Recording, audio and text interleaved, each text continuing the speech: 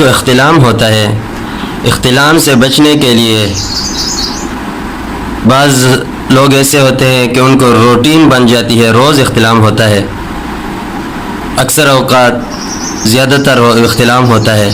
और बाज़ ऐसे होते हैं कि रोज़ से नहीं होता लेकिन हफ्ते में 2-3 मरतबा होता है और वो तंग आ चुके हैं इससे। तो आपको मैं एक मुख्तसर सा अमल बताता हूँ।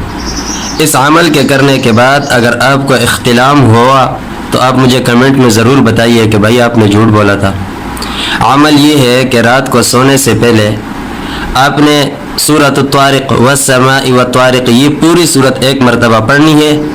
उसके बाद अपने हाथ की उंगली से अपने सीने पर उमर नाम लिखना है, हज़रत उमर रज़ी अल्लाह ताला अन्हु का नाम, और फिर सो जाएं।